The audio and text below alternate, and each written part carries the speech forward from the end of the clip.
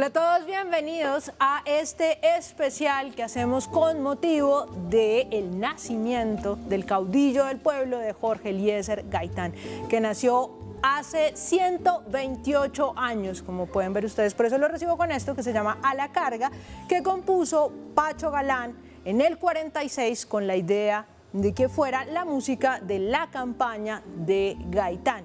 Imagínense que como esto estuvo censurado aquí, tuvieron que grabarlo con un cantante en argentino, porque aquí nadie se le midió a cantarlo. Y por supuesto tiene la frase de campaña que siempre caracterizó a Jorge Eliezer Gaitán, que era a la carga con el puño cerrado. Así que para conversar con ustedes y por supuesto con nuestros corresponsales, con quienes nos vamos a estar conectando muy pronto, quiero presentarles a alguien que ustedes seguramente ya conocen, pero que hoy va a estar conversando aquí conmigo en estudio, Felipe Colmenares, el director de Señal Memoria. Felipe, bienvenido. Hola Laura, ¿cómo estás? Felipe, usted tiene aquí la tarea de ser esa voz sabia que nos va a poner en contexto. Claro que sí. ¿Qué pasó con Gaitán? ¿Qué significaba Gaitán y por qué asesinaron a Gaitán y se armó todo este rollo del Bogotazo, que por supuesto marcó la historia de Colombia en dos? Claro, es una historia larguísima, ¿no? Es bien larga de contar, varios puntos tiene. Digamos que podemos empezar cuando Jorge Eliezer Gaitán fue representante a la Cámara hacia los años 1928. Él es abogado, estudia en Italia, ¿no? Derecho en Italia, allá es donde aprende mucho a manejar la voz, a manejar este discurso que tiene. Dicen que Gaitán hablaba sin micrófono y lo escuchaba todo el pueblo, tenía este ritmo hipnótico también, eran unos discursos que movían mucho a las masas, ¿no? Era un hombre que movía a la gente, la atrapaba con su discurso, educó mucho al pueblo también. Él daba discursos los viernes en el Teatro Municipal, daba algunos discursos y allá la gente, los obreros, los empleados, o sea, el campesinado, al escuchar este discurso también se educó mucho el pueblo, ¿no? Y por eso le tenían tanto miedo, por eso no lo dejaron llegar al poder, porque era una persona que educaba mucho al pueblo.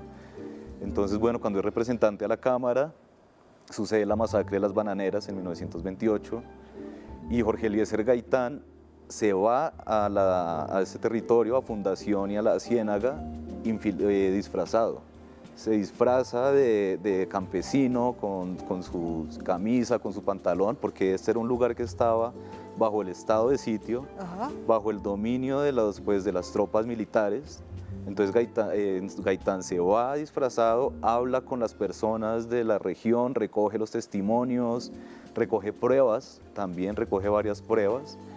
Y ya en el año 1929, cuando en el Congreso se discute sobre la masacre de las Bananeras, pensaron que Jorge Eliezer Gaitán iba a dar solo un discurso y pues llega con una maleta al Congreso, empieza a sacar cráneos con las pruebas de que les dispararon, empieza a sacar ropas que tenían los campesinos con las manchas de sangre, casquillos de balas donde se comprobaba que eran balas del ejército y bueno, allá se da un discurso genial Jorge Eliezer Gaitán, donde dice que pues, el ejército nacional debe estar para proteger a la patria y a sus ciudadanos y no al servicio de las empresas extranjeras como la United Fruit Company, que fue pues, la que organizó toda esta masacre.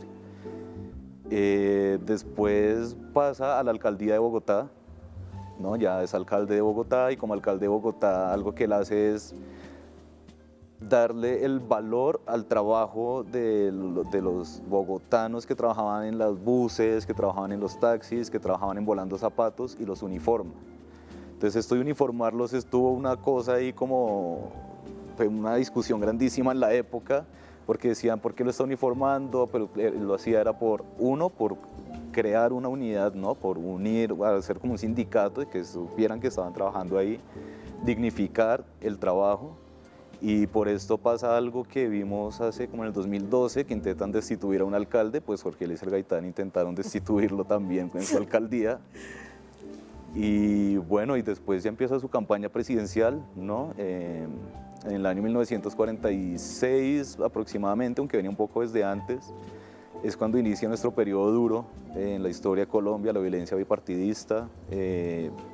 Era una época, no sé, acá vemos imágenes donde el cine era en blanco y negro, pues Colombia era azul y roja, era súper dividida, una Colombia muy dividida.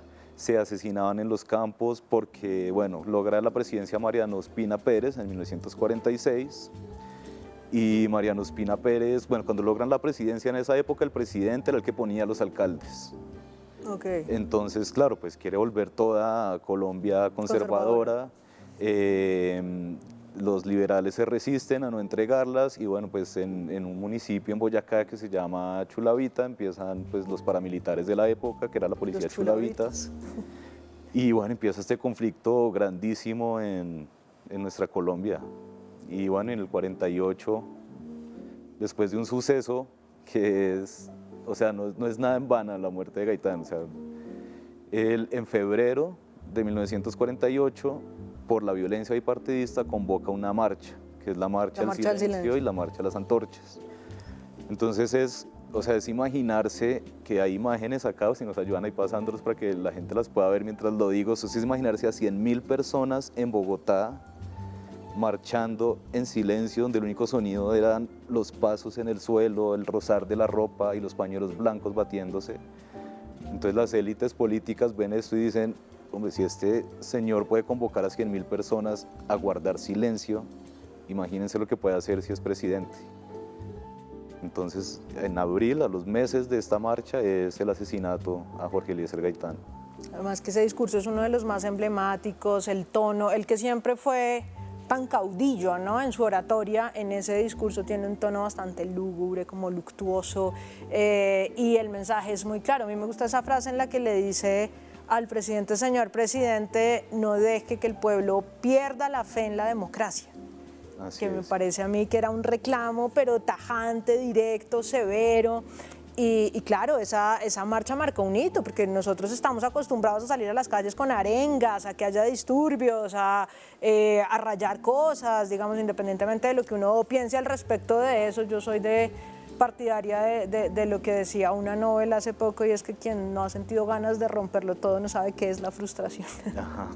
Pero bueno, independientemente de eso, convocar a esa marcha pacífica fue una cosa muy grande, yo creo. Ahí estábamos viendo imágenes en pantalla, sí. Y en su archivo, bueno, en el suyo, no, en el archivo de Señal Memoria de los Colombianos de la televisión pública, que está bajo su dirección en este momento, teníamos esas imágenes, y quiero que me confirme producción, porque creo que tenemos también un fragmento que vamos a ver sobre la marcha del silencio, ¿no?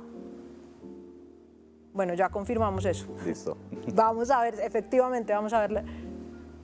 Bueno, vamos a ver cómo asesinaron a Gaitán, me confirman acá, vamos a ver el fragmento de un documental dramatizado que reposa en los archivos de Señal Memoria, que usted muy amablemente me hizo llegar, claro, en el momento del asesinato de Gaitán, ahí en la, ¿qué era eso? La Jiménez como con 14. Eso era la Jiménez, ahora con 19, el café El Gato Negro, saliendo del Gato Negro a la 1:30, asesinado. Al ladito de la oficina de él, ¿no? Que era ahí al ladito de la oficina de él. Que ese edificio todavía existe. Sí.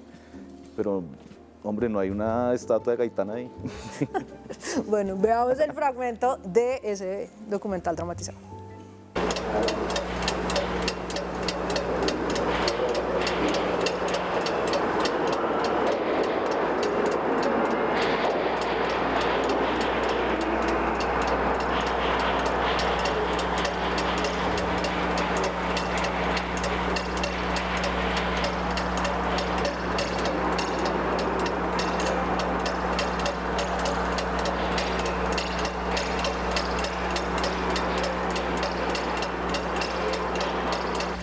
Pues sí, Jorge, la defensa de Cortés fue maravillosa, sobre todo en el entendimiento del alto sentido del honor. Ah, Jorge, lo que tengo que decirte es muy corto. Vamos.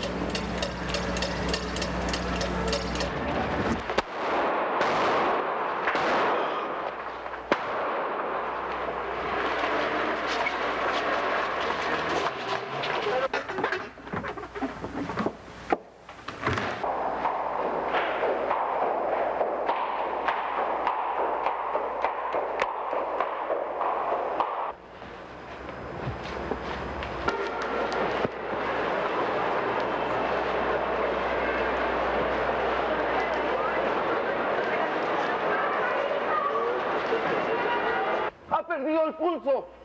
¡Un taxi, pronto! ¡Un taxi, por favor! ¡Allá va el asesino!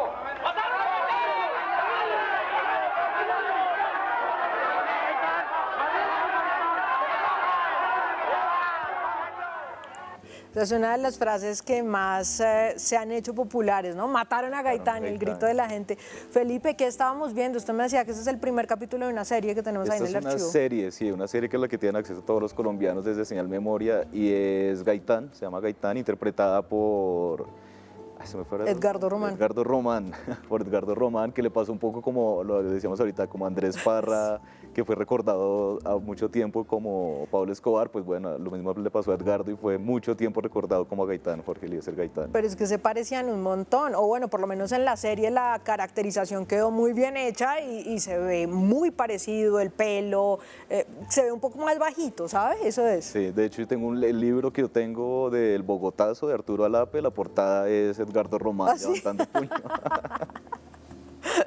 Pues bueno, mire que en el lugar donde se supone que le dispararon a Gaitán, que usted ya nos contaba que, bueno, antes era como con 14, ahora es como con 19, donde está ahora el café, está Vladimir Narváez del equipo de Cultura.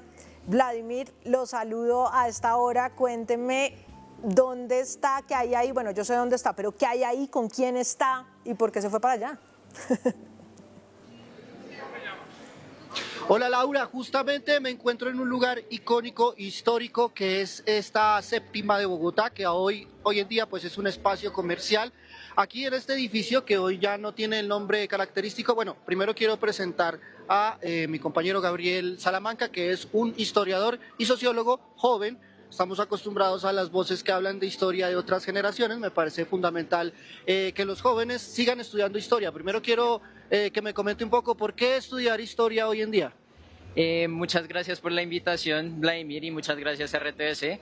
El por qué estudiar historia hoy en día, porque pues es fundamental para nuestra sociedad entender de dónde venimos, los procesos que desembocaron en la realidad que vivimos hoy en día. Entonces pues es muy necesario entender el devenir de la sociedad, tanto a nivel político, social, cultural como económico, es entenderlo en una mirada del pasado muy diacrónica, y pues hay que hacer mucha conciencia sobre ella. Bueno, perfecto, y quiero que hablemos un poco de este espacio que es emblemático. Justamente en este edificio murió Gaitán hace muchísimos años, bueno, del natalicio ya son más de 120 años, que sí. Es impresionante cuál es la repercusión que ha tenido este personaje, pero quiero comentarle un poco cómo ha sido esa vida de él. Este personaje nació, mucha gente no lo sabe, pero pues él nació básicamente en una familia humilde, ¿verdad? Sí, señor, sí. Jorge Eliezer Gaitán tiene su cercanía con la población, pues en rigor con lo popular, desde su mismo nacimiento. De hecho, hay muchos debates en torno al nacimiento, porque se dice que nació el 23 de enero, o sea, hoy hace casi 28, o sea, como casi 128 años, en 1898, pero al mismo tiempo también se dice que actas de nacimiento del 26 de enero de 1903 y el 28 de enero de 1903. También hay debates en torno al lugar de nacimiento, lo cual es raro. Uno siempre lo asocia como una figura pues autóctona de Bogotá. Entonces hay gente que dice que él nació en Las Cruces, en el barrio de Las Cruces que queda allí tras la Plaza Bolívar, hacia el sur, o en el municipio de Cucunúa, que si no estoy mal queda en Cundinamarca. Entonces pues eso por ese lado. También en torno a la vida de Gaitán, él tuvo una vida humilde también en su infancia y creció en ella, ya que posteriormente él se mudó al barrio Egipto, donde pues ustedes creo que tienen una idea de la iglesia emblemática que queda allá a las faldas del cerro. Él creció por esos barrios, por esas cuadras, también pues pasando alguna necesidad de ser un barrio popular, si bien Bogotá era muy pequeña en ese momento, igual pues ese sector era un poco marginal. Y junto a su hermano Manuel José pues pasaron algunas necesidades y pues vieron como tal, como la gente del común suele decirse. Quiero que veamos un poco este espacio que precisamente es una especie de homenaje a Jorge Eliezer Gaitán como un líder, como un caudillo. Yo tengo una duda y sí. Es para usted, pues ya que habla sobre el tema de sociología también, que me pareció un enfoque interesante. Sí. ¿Por qué esta palabra caudillo ha tenido tantas transformaciones últimamente, no? Porque yo entiendo que un caudillo es un líder y últimamente también el lenguaje a lo mejor ha adoptado otros significados a esa palabra, ¿no? A lo que significa ser un caudillo. Sí, pues esa palabra y la figura de Gaitán adquieren un significado tan relevante porque a lo largo de la historia de Colombia, siempre pues dentro de los constantes pues cambios, dinámicas que ha habido el país y pues procesos tanto en la política como en temas de violencia, como en lo social, como en tantas necesidades que nos apremian, siempre se ha estado en búsqueda de un líder. En su momento llegó a ser líder López Pumarejo, llegó a ser líder Gustavo Rojas Pinilla, pero entre medias estuvo Jorge Eliezer Gaitán, que fue una promesa de cambio para esa dinámica de violencia que pues es estructural en el país, que viene gestándose desde hace más de 100 años, que no nace desde el conflicto armado y que apremiaba desde pues, que vivían nuestros abuelos, nuestros bisabuelos. Entonces, esa figura de un caudillo que prometa paz, que prometa solucionar las problemáticas de la población, que haga la vida más amena, siempre ha sido como algo que ha estado en vilo y en discusión durante tantos años.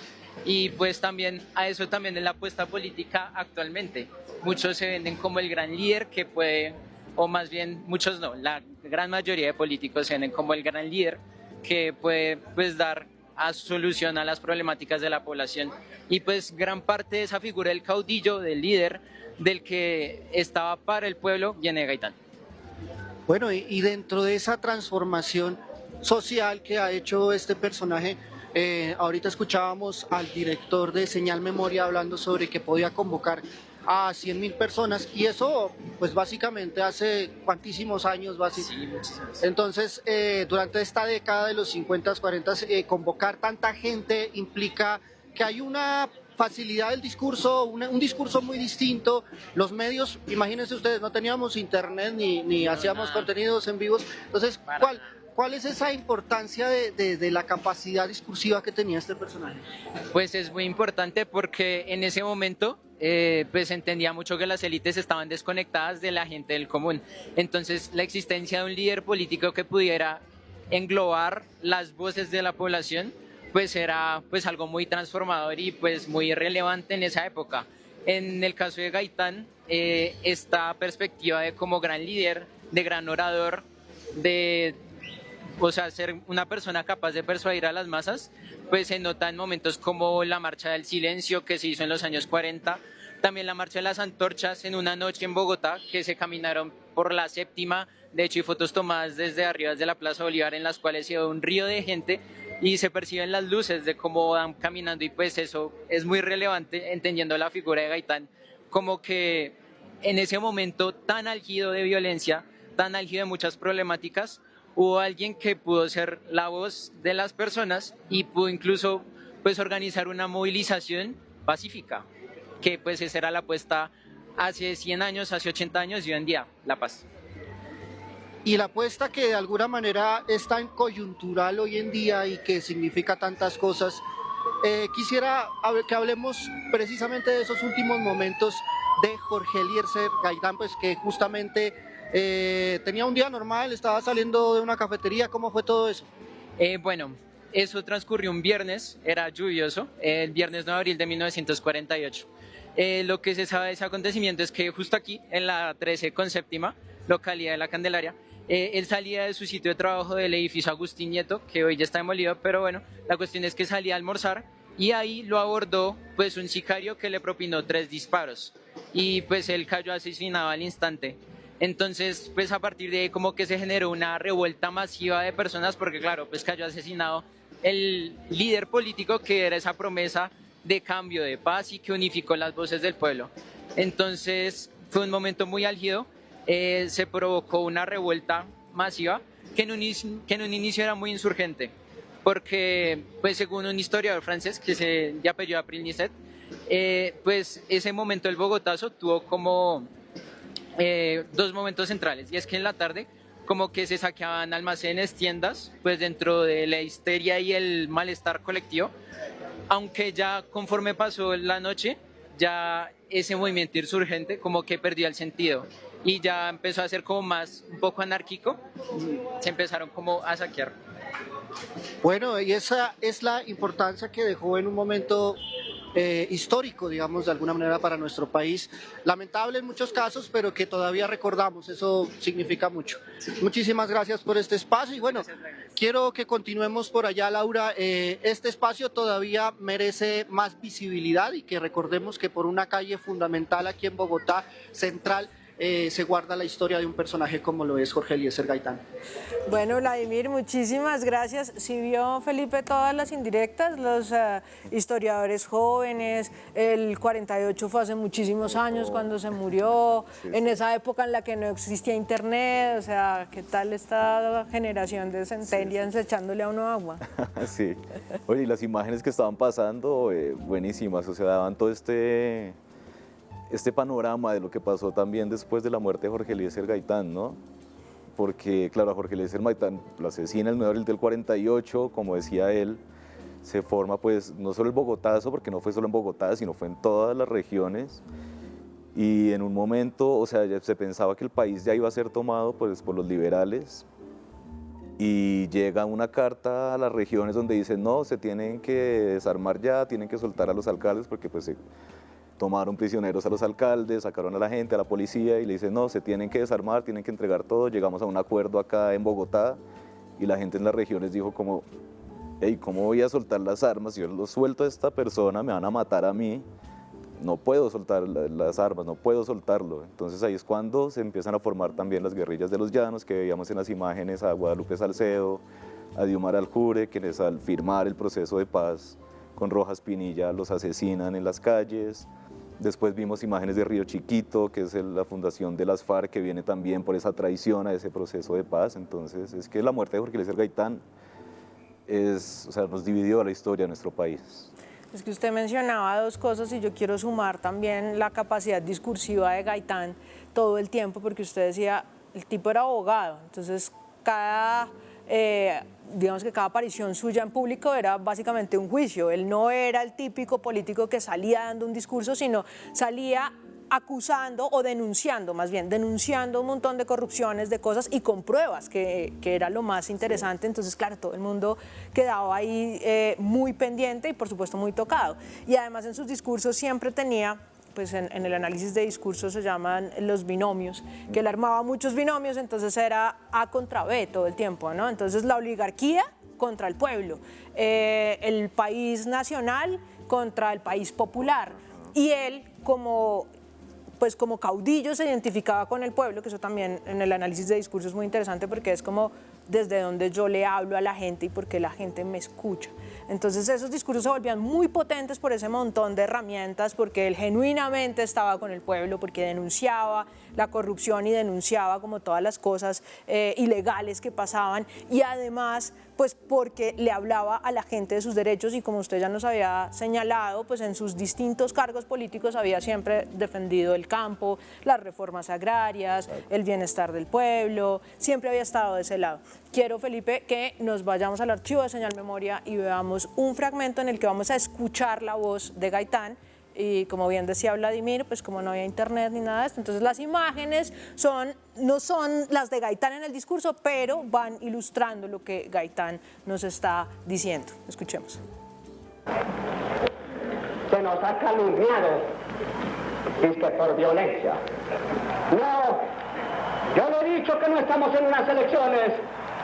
Estamos en una revolución y no en un incidente electoral, como piensa la oligarquía conservadora y la oligarquía liberal. Yo sé que el problema es que en Colombia hay demás formas. Y se ha querido plantear por oligarcas conservadores y liberales un temor satánico a la posibilidad de mi llegada al gobierno. Comunismo, socialismo, anonadamiento de toda la estructura jurídica y económica de este país. ¿A la carga o no? Claro, a la carga siempre. Yo sentí el puño ahí en medio Y es del que discurso. a Gaitán lo acusaban de incendiario en la época. Cada vez que él hacía un discurso, lo acusaban de incendiario, es un incendiario, está incendiando al pueblo, y él estaba educando un pueblo. Totalmente de acuerdo. Y usted bien señalaba, no solamente Bogotá, o sea, claro, la muerte de Gaitán ocasionó el Bogotazo y se llamó así, pero en el resto del país se llamó el Gaitanazo. Y por eso es, Felipe, es que vamos a saludar a Bucaramanga, a Ruth Helves, que está allá, para que hablemos también de la relevancia de Jorge Eliezer Gaitán para Bucaramanga y para Santander. Ruth, bienvenida. Un saludo para usted, Laura, y también para todos los televidentes que hasta ahora se están conectando con esta señal. Contarles desde aquí, desde Bucaramanga, me encuentro realmente en Florida Blanca, del área metropolitana de Bucaramanga, con Emilio Arenas, quien es sociólogo. Este hombre que también ha venido investigando la historia de Colombia desde Santander, el trabajo que se ha venido realizando desde diferentes puntos de vista, no solo con lo que significó Jorge Eliezer Gaitán. Encontramos sus investigaciones en una fuente abierta que se llama El Libro Total y que para nosotros es uno de los espacios valiosísimos para acceder también a la información. Quiero saludar a Emilio y gracias por acompañarnos aquí en este espacio. ¿Qué significó Jorge Eliezer Gaitán para los santandereanos? Porque además usted está a punto de finalizar o está ya a puertas de darle cierre a un libro dedicado también a la historia de Colombia. ¿Y qué quiere decir esta historia de Colombia con esas investigaciones donde también sigue el trasfondo de Jorge Eliezer Gaitán contándonos, marcándonos, encaminándonos?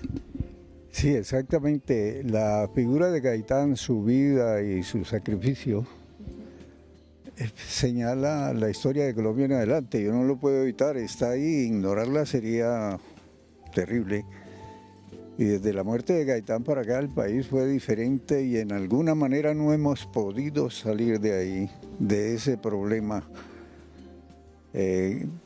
Después de la muerte de Gaitán, pues viene la violencia. Ese mismo día de la muerte de Gaitán, unos muchachos en un pueblo de Caldas se reúnen y alarmados dicen hay que coger para el monte y lo hacen, y uno de ellos es ni más ni menos que Tiro Fijo, quien va a fundar la FARC y va a llegar hasta este siglo.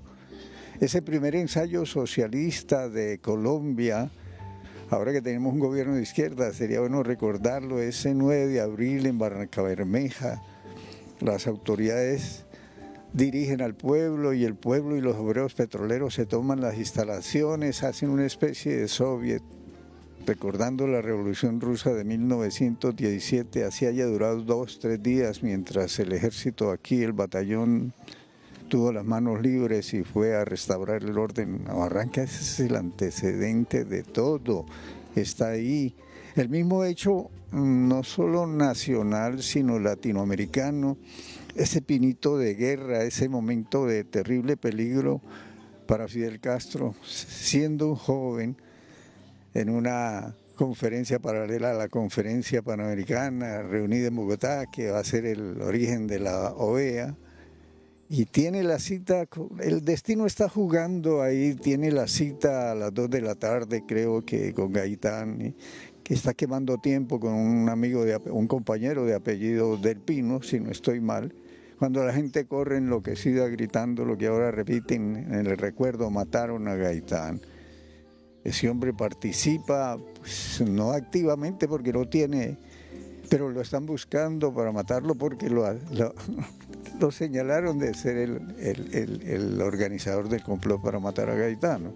Porque en la libreta de notas del caudillo apareció el nombre de él. Afortunadamente lo halló el embajador cubano como a los 2 días, en una noche, en una calle. Lo pudo sacar en un avión que llevaba caballos de carrera hacia La Habana. Y se salvó la historia.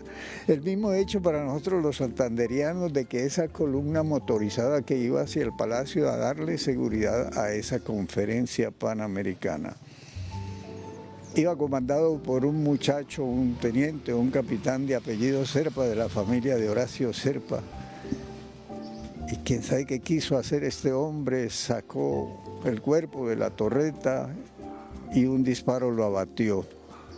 Pero ese hombre era liberal, simpatizante de Gaitán, había llevado gente, los tanques encima hasta la plaza, es decir, hubiera cambiado la historia. Yo tuve el privilegio de hablar con un hombre muerto hace ya unos años, que era teniente en ese momento y estaba en la Guardia Presidencial.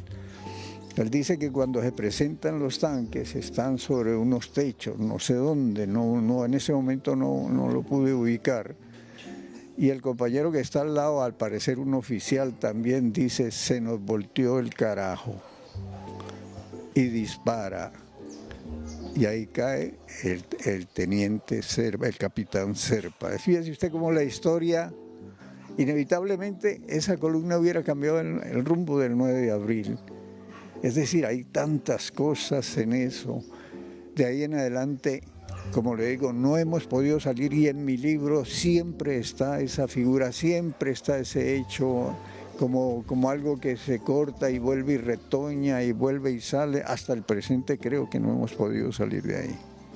No hemos podido salir de todo esto que pasó, de la historia que marcó a Colombia. Jorge Eliezer Gaitán, también el bogotazo, las regiones. Y bueno, Laura, usted creo que tiene una pregunta para hacerle también a nuestro invitado Emilio Arenas.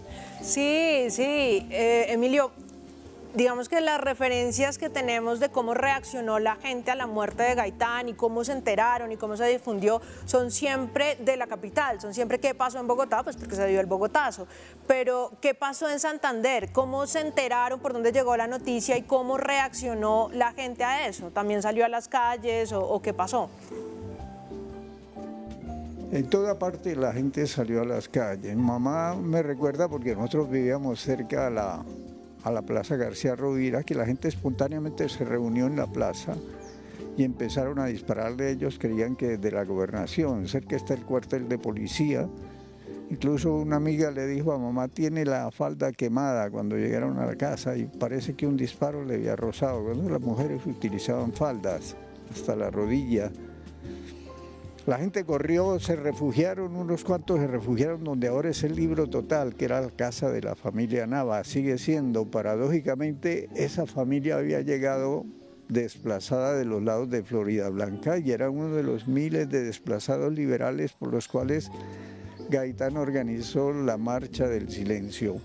La gente debió enterarse por la radio, porque me parece que la radio nacional en ese momento estaba en manos de los revolucionarios, difundía, y era el único medio en ese momento, no existía la televisión, y por ese medio la noticia llegó a Barrancabermeja, pero en Barrancabermeja había una tradición, tal vez la misma que históricamente había distinguido al Socorro, pero que ahora la modernidad lo colocaba allí por ser el centro de la explotación del petróleo. Los sindicatos obreros muy beligerantes tomaron el control, hicieron un ensayo socialista, un ensayo revolucionario, un soviet. La historia lo ha olvidado, pero es bueno regresar sobre eso para saber qué pasó en las regiones. Yo quisiera también preguntarle sobre uno de los hechos que también en algún momento nos logramos escuchar sobre lo que pasó cuando escuchamos de que Jorge Eliezer Gaitán había muerto, y es en la iglesia San Laureano frente a la iglesia San Laureano también suceden actos donde la gente se vuelca y dice y se siente molesta, sobre todo las comunidades, la gente que estaba muy conectada con Jorge Eliezer Gaitán y muy cerca a la gobernación de Santander, muy cerca a la iglesia San Laureano. Suceden también unos actos en todo el centro de Bucaramanga, converge ese, podríamos decirlo así, como un hervidero emocional, y la gente no sabe qué hacer. Como usted lo menciona también, su mamá pues iba con esa falda larga, pero en otras zonas muy cercanas empiezan a suceder también como esos gritos, esa histeria, ese dolor, y el saber si se puede salir del lugar de donde está o no se puede salir, si resultan disparos y lo mejor es esconderse, si la gente sale y se agolpa contra la misma entrada de la gobernación. Sí, exactamente respecto a lo último, más bien se replegan de la gobernación hacia el costado norte de la plaza. ¿Por qué? Porque desde allá están disparando. La gente inicialmente trata de guarecerse tras las palmeras que siempre adornaron el parque, pero ve que la cosa no funciona y vean la estampida hacia las callejuelas laterales para huir. Sí, efectivamente, Bucaramanga era un fortín liberal de siempre. Santander lo fue. El conservatismo era aquí minoría. Recordemos que el conservatismo estaba en el poder. Es decir, en Santander ocurre una cosa especial que da inicio a eso, por lo cual Gaitán organizó la Marcha del Silencio. Es decir, son los acontecimientos ya lejanos de la Guerra de los 1000 días. Por ejemplo, Virgilio Barco, el expresidente, me comentaba que su abuelo había sido general revolucionario, liberal, general Vargas. Su otro abuelo había sido del bando contrario, conservador, el general Virgilio Barco. Entonces, a ese señor lo matan en una hacienda en el norte de Santander. Es decir, esa violencia se desarrolla en la zona limítrofe de los dos Santanderes, la provincia de Pamplona y la provincia de García Rovira. Ahí se desencadenan esos hechos que más tarde van a aparecer como la violencia, el periodo de la violencia. Eso hay que tenerlo claro. La tradición de Santander de lucha llegó a constituir un problema gravísimo para el país.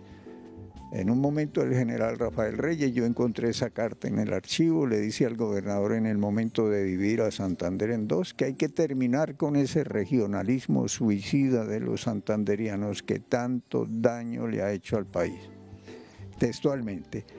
Y no se refería a las luchas de independencia, porque ahí es el santanderiano el que la juega, sino al medio siglo de guerras civiles que vinieron después, incluida la última. ¿Y cuándo estalla la última? Estalla acá, en los alrededores, es el punto de reunión, el pronunciamiento en la Mesa de los Santos, y es el año en que se desploma la economía cafetera. Se produce la ruina general de Santander, donde era monocultivo, y al año siguiente estalla la guerra imparable, la guerra de los 1000 días.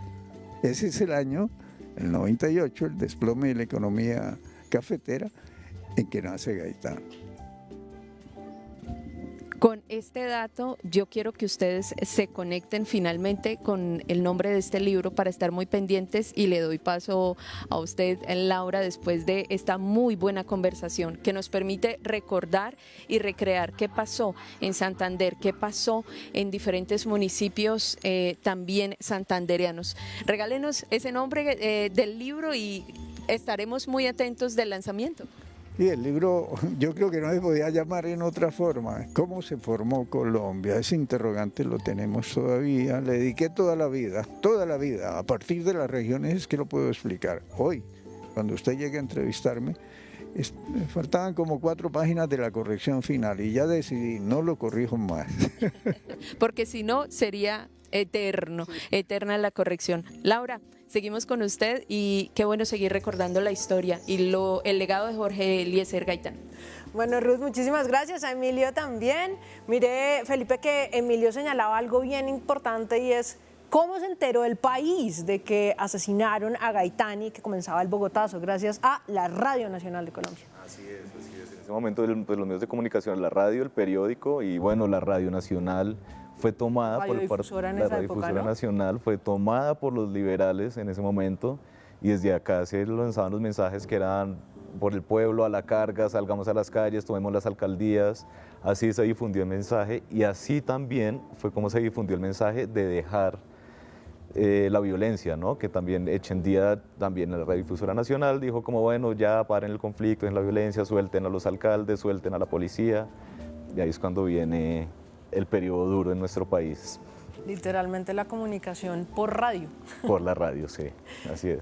Felipe, ahora vamos a ver cómo ocurrió o cómo se desarrolló el Gaitanazo en Barranquilla. Usted nos hacía todo el recuento de lo que pasó con la masacre de las bananeras y de lo relevante que fue la labor de Gaitán para esa zona y esa zona, ese sector del Caribe. Así que vamos a conectarnos con Vanessa en Barranquilla. Vanessa, bienvenida.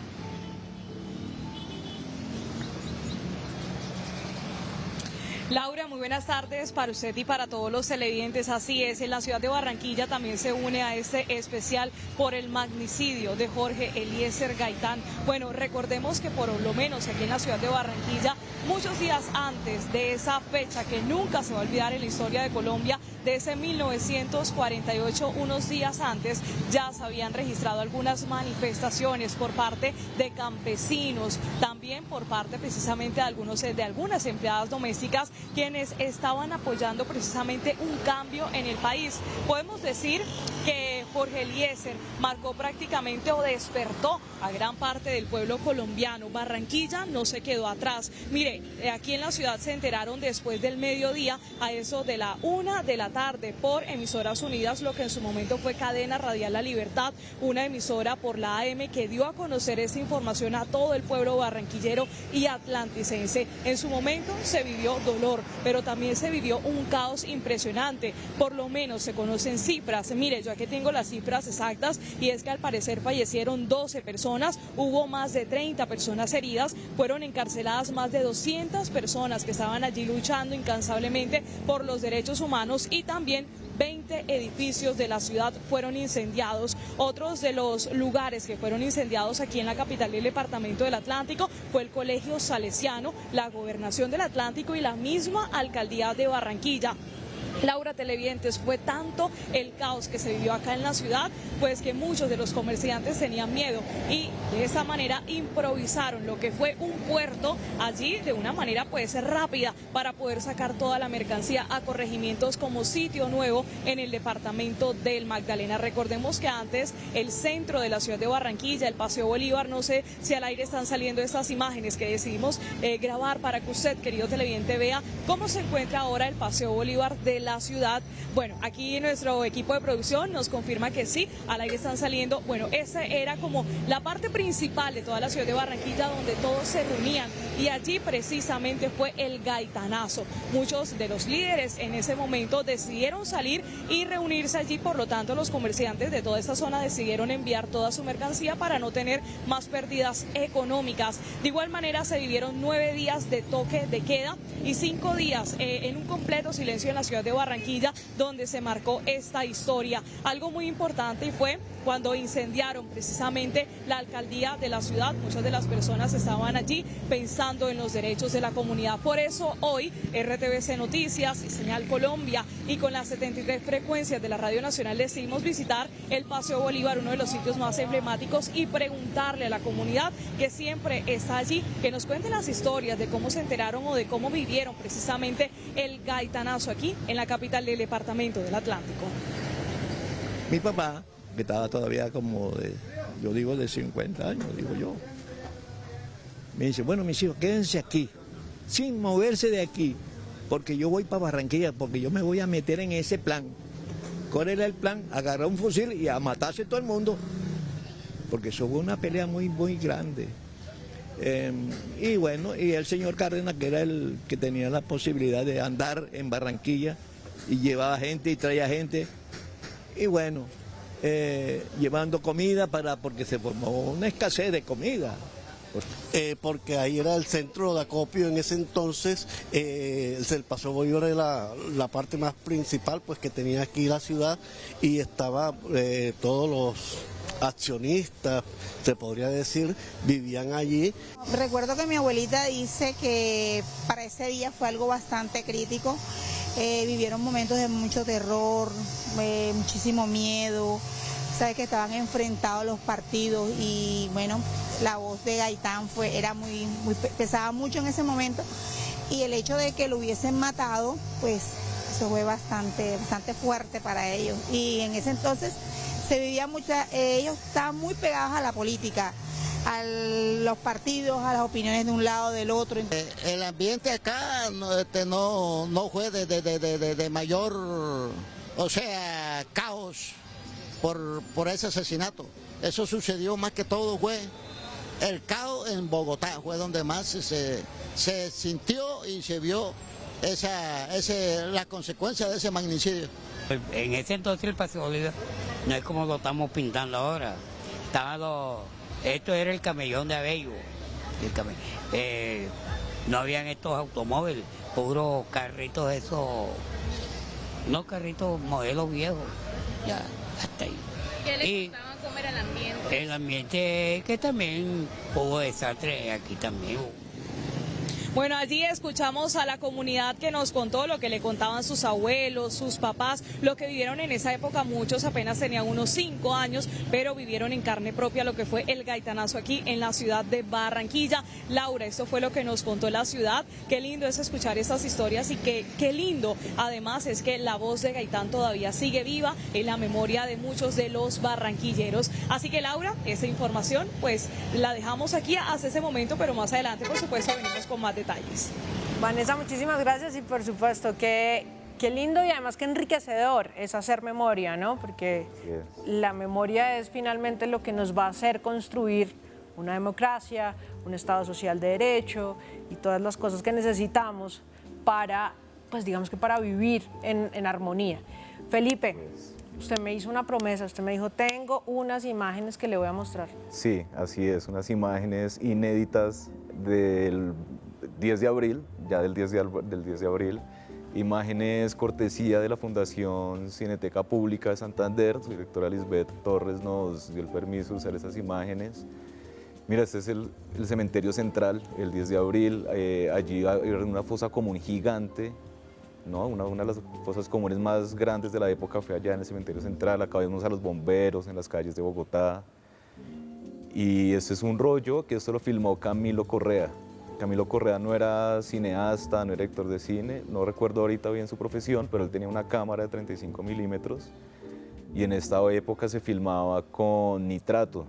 El nitrato es un compuesto químico que se puede quemar muy fácilmente, entonces este rollo estuvo guardado mucho tiempo, no en las mejores condiciones, apareció hace relativamente poco y bueno, acá está nuestro 10 de abril, fecha importante también para todas las grandes ciudades, ¿no? Es el desplazamiento masivo empieza en esta fecha también.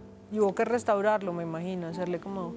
Claro, en la Fundación Cineteca Pública Santander hicieron todos los procesos de restauración, lo escanearon con la Fundación Patrimonio Fílmico Colombiano y este rollo está reposado y guardado aquí ahora en la Fundación Patrimonio Fílmico Colombiano, nuestros vecinos. Pues están impresionantes estas imágenes del cementerio, esas imágenes de los cuerpos uno detrás del otro, lo que estamos viendo ahorita, claro, la gente enardecida, está muy interesante.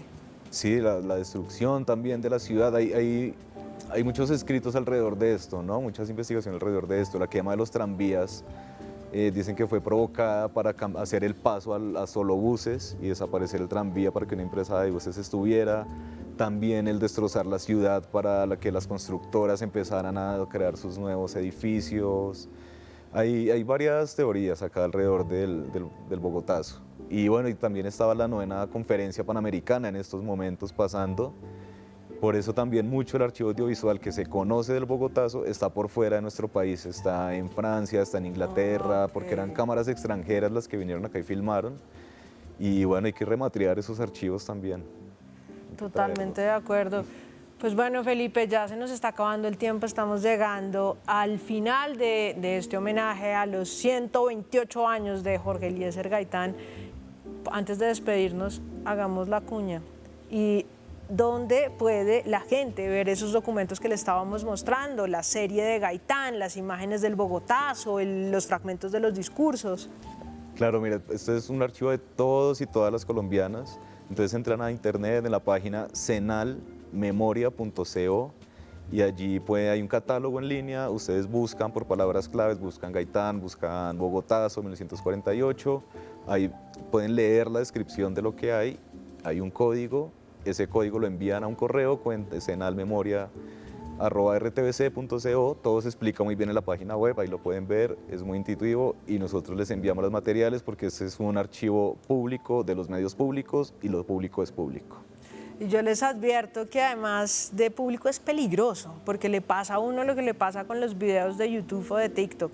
Se acaba uno y uno quiere ver el siguiente, y el siguiente, y el siguiente, y cuando se da cuenta son las 3 de la mañana. Así que pilas con eso, pero muy invitados, por supuesto, a conocer nuestro archivo de Señal Memoria. Felipe Colmenares, muchísimas gracias por haber estado hoy acá conversando de Gaitán con nosotros. Bueno, Laura, gracias a ti. Creo que es la primera vez que se celebra el natalicio de Gaitán y no su asesinato, entonces también gracias. Celebramos la vida, por Así favor, y espero que vuelva muchas más veces y que tengamos más conversaciones. Y por supuesto a las regiones, a Vladimir, a Ruth, a Vanessa, muchísimas gracias a la gente que también hizo parte de este homenaje. Los esperamos en una próxima ocasión. Ustedes sigan conectados con Señal Colombia, la señal de la paz, la señal de la gente.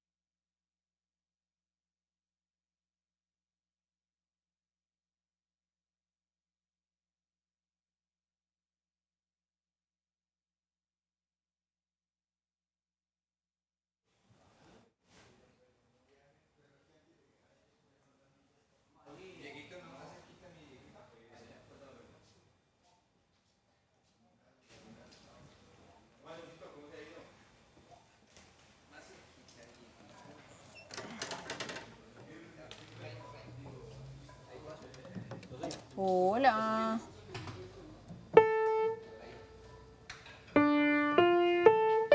Sí, dame un segundito.